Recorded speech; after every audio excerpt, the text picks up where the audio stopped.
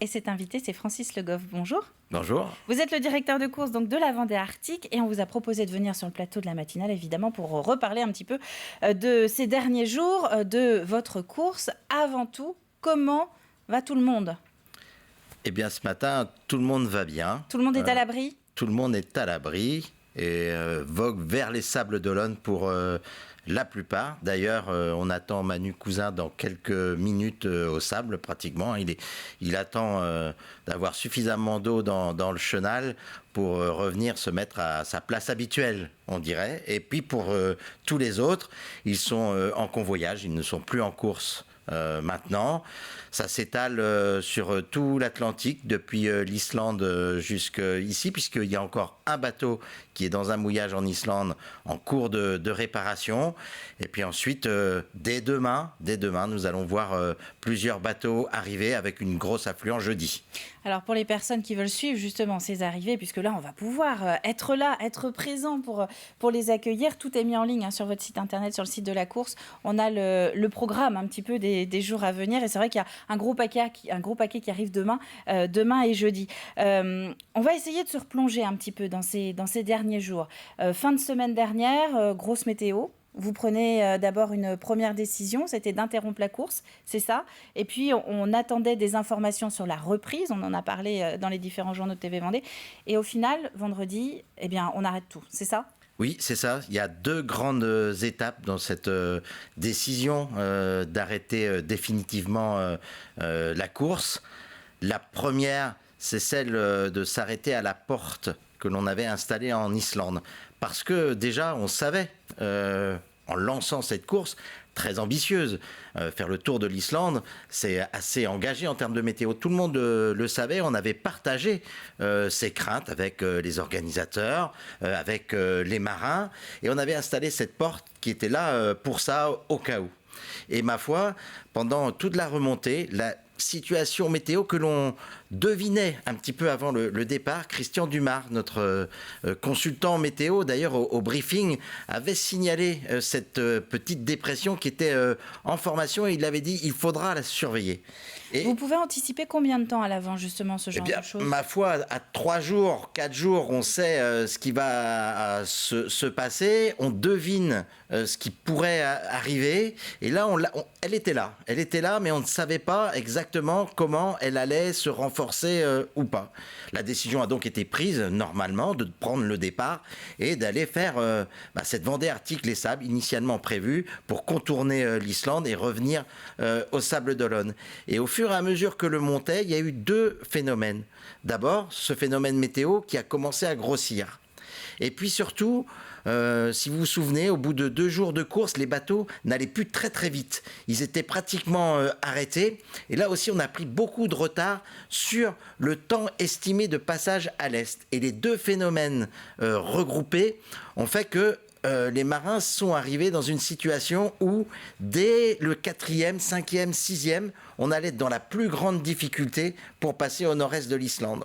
Donc là, le choix a été fait d'utiliser la porte pour revenir directement.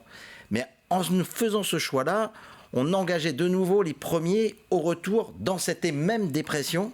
Donc il était plus sage à ce moment-là, d'autant que la flotte, là aussi, s'était étirés et que les derniers étaient confrontés à des vents qui dépassaient 50 nœuds de vent moyen. Donc il était temps à ce moment-là d'arrêter la course. Au final, quand on vous écoute, on a l'impression que la prise de décision n'a pas été très compliquée finalement. C'était une question de sécurité. C'est d'abord une question de sécurité à plusieurs titres. Évidemment pour nos marins. Et puis aussi, il est de notre responsabilité collective de faire attention. La course en solitaire, c'est une exception française. Il faut absolument la conserver. Parce que il ne faut pas qu'on puisse engager ou nous reprocher d'avoir engagé des secours au-delà du raisonnable parce qu'on a décidé coûte que coûte d'aller faire le tour de l'Islande. Et ça, c'était pas acceptable. C'est les deux raisons.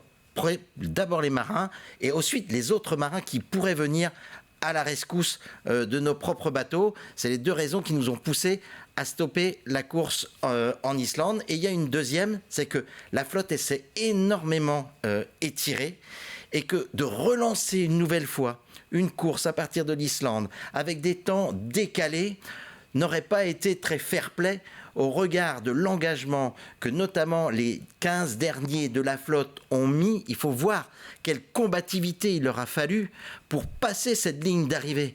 Vous avez diffusé des images extraordinaires de nos marins, se disant que c'est la première fois qu'ils avaient connu des difficultés aussi importantes. Voilà, aussi pour cette raison-là que nous avons décidé de conserver ce résultat qui est extraordinaire à la porte, plutôt que de le dégrader. C'est justement, je voulais vous faire réagir à les réflexions des skippers. Effectivement, on les entend dans le journal de la Vendée Arctique que Aurélien a concocté avec les images de l'organisation, avec les images de la course. On entend un Romain Athanasio qui nous parle de bateaux complètement cassés, il est au bord des larmes, on a l'impression vraiment sur son IMOCA. Un Éric Bellion qui nous sort, c'est un truc de fou, j'ai jamais vu ça.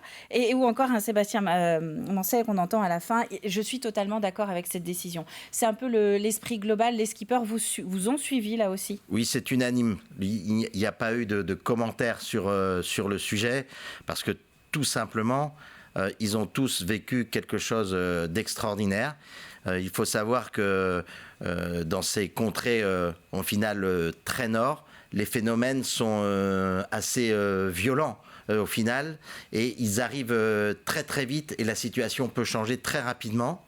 Alors on parle souvent du vent, mais la mer était aussi très compliquée. C'est pour ça beaucoup on pensait même que les bateaux comme Romain allaient se désintégrer. Il dit mais à chaque fois que ça tapait, je me demandais si mon bateau allait tenir le coup. Heureusement, tout ça a tenu, mais la mer était formée.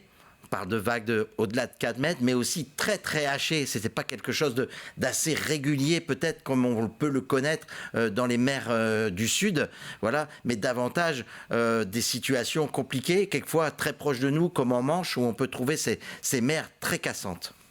La première édition avait également été marquée par ces contraintes météo. Est-ce que par conséquent, ça peut remettre en cause l'existence de la Vendée Arctique ? Non, je ne pense pas. Alors après, est-ce qu'il faut conserver exactement ce même bateau? Alors il est trop, ce même parcours, pardon, il est trop tôt de le dire encore. Il faut prendre le temps, le recul pour trouver la meilleure solution, parce que on voit l'engouement que le public a aussi pour cette course. Et puis c'est aussi une course qui est de préparation pour le Vendée Globe. Il faut que cette course soit dure. Pour la préparation, c'est sûrement le meilleur moyen pour les marins, pour leurs équipes, d'évaluer où est-ce qu'ils en sont dans leur projet en route vers le Vendée Globe 2024. Mais c'est vrai que entre la première édition et celle-ci, on voit que ce parcours, il est très engagé. Alors peut-être faudra-t-il à la marge le modifier, peut-être en trouvant alors le mot est pas très joli, des waiting periods qui nous permettent de peut-être d'ajuster le départ en fonction des prévisions à venir, peut-être mettre une escale, je ne sais pas à ce stade. Voilà, nous allons déployer avec l'organisateur, la SEM Vendée, nous allons analyser tout ça avec la classe IMOCA. En tous les cas, ce dont on est certain, c'est que ces bateaux sont extraordinaires, ils sont faits pour la course au large. Ce qui s'est passé là, c'est un phénomène extraordinaire. Ils l'ont tous dit. Ça a été très compliqué, et surtout on était dans une zone très très restreinte où on ne pouvait pas s'échapper du dispositif ou de la météo qui nous était proposée à ce moment-là, qui était proposée aux marins. Donc voilà, avec toutes ces réflexions-là et avec toute l'imagination de la SEM Vendée, de tous les partenaires qui sont autour de nous, je ne doute pas qu'on trouvera une solution.